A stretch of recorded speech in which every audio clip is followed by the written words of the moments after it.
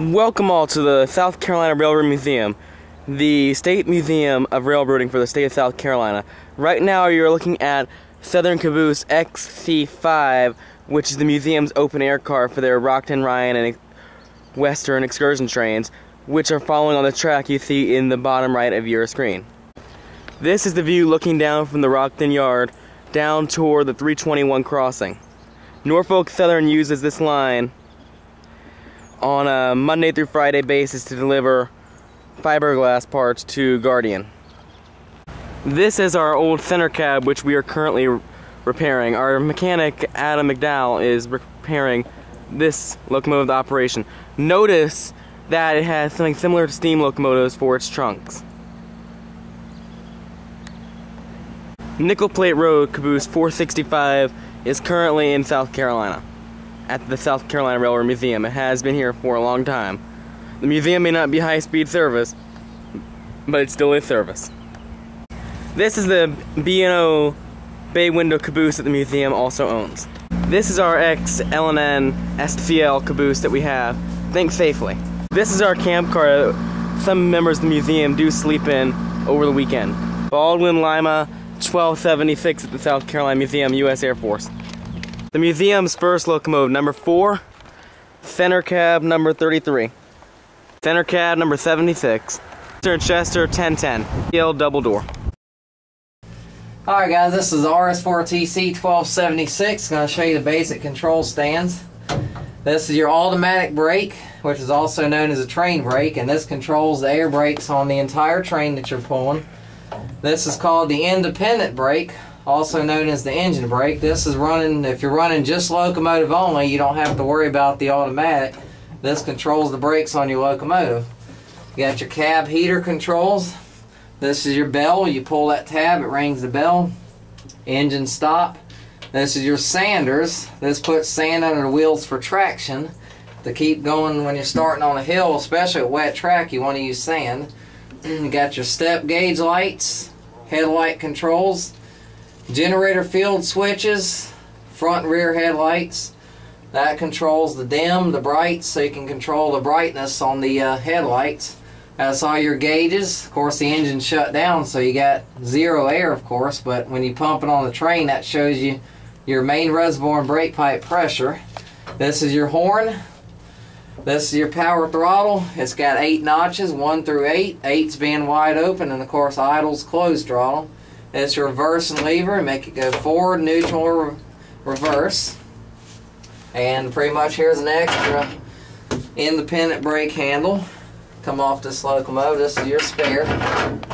And that's pretty much it. You got your radios, and this is all your starts, your ground resets, fuel pump resets, and pretty much basic controls. Alright, the most important safety feature of the locomotive is your emergency fuel cutoff. That's in case the engine for some odd reason catches fire. You push that button and it will shut the locomotive down. Gentlemen, this is our Rockton, Ryan, and Western excursion train number 3, the City of Ryan, which today is truncating at Greenbrier Siding. This is the dining car on the Rockton, Ryan, and Western Railway, the Lake Ryan, number 3157, originally built for the Southern Railway. As you can see, we are on board a train. Yes, a train is something you ride. It has wheels and it runs on the rails. And when we get on the train, we just kick back, sit down in a seat, close our eyes, and take a nice relaxing nap on the train. This is the dining car, the Lake Ryan, originally built for the Southern Railway and a heavyweight. Now you're going to walk down toward the galley.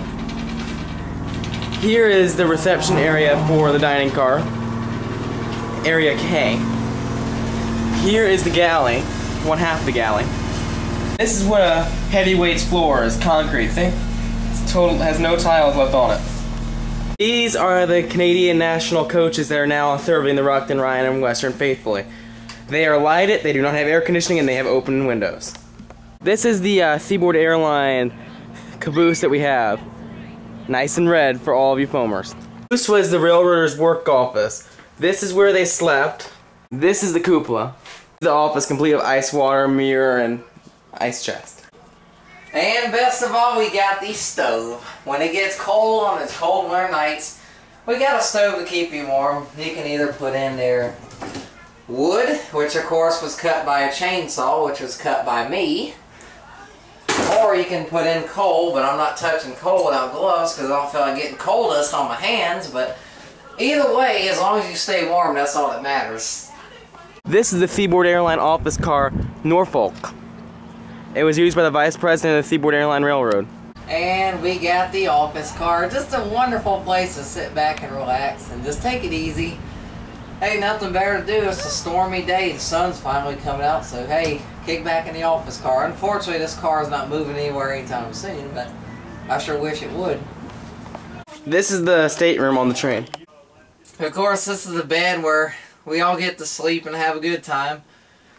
Oh, wake up in the morning, make my little usual stop, make my way in here.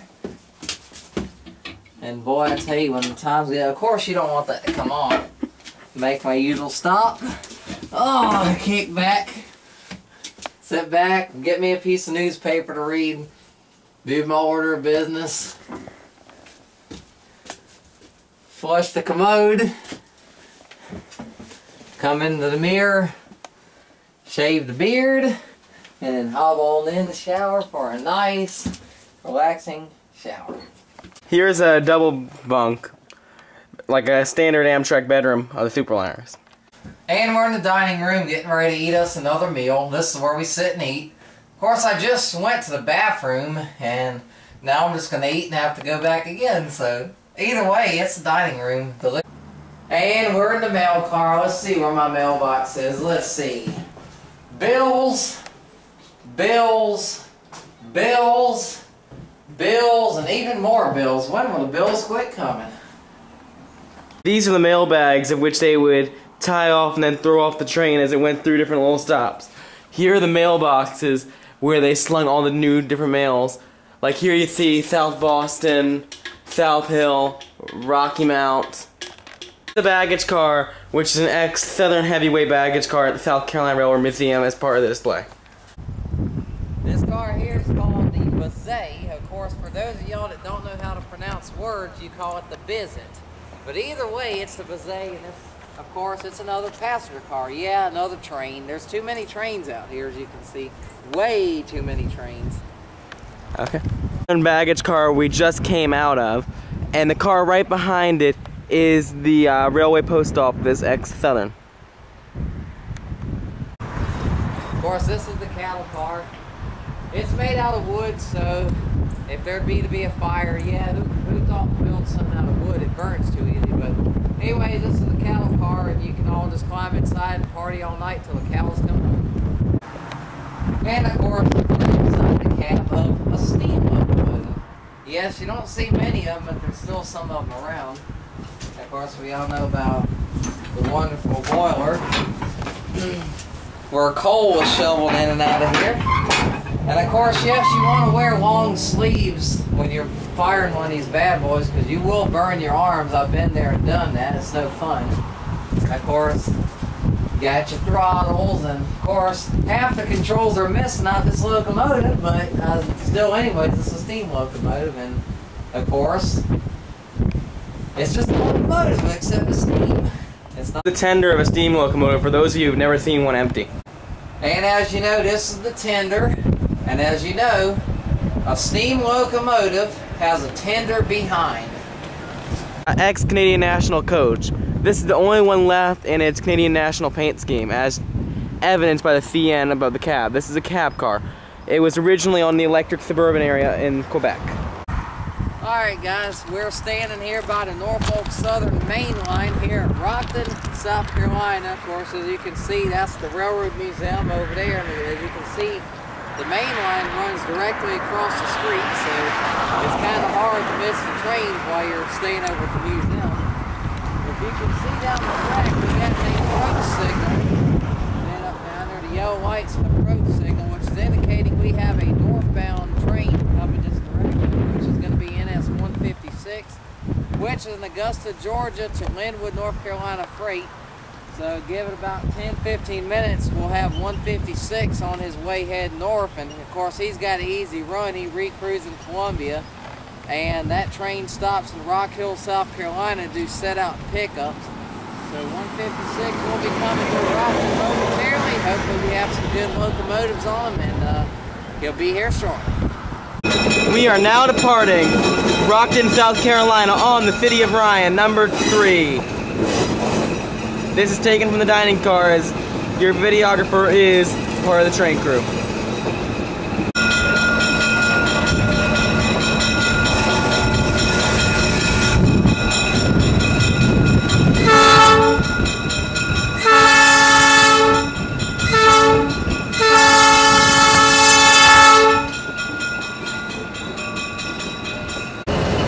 This is the Greenbrier School alongside the Rockton and Ryan tract in Ruff, South Carolina. Here comes our maintenance away group.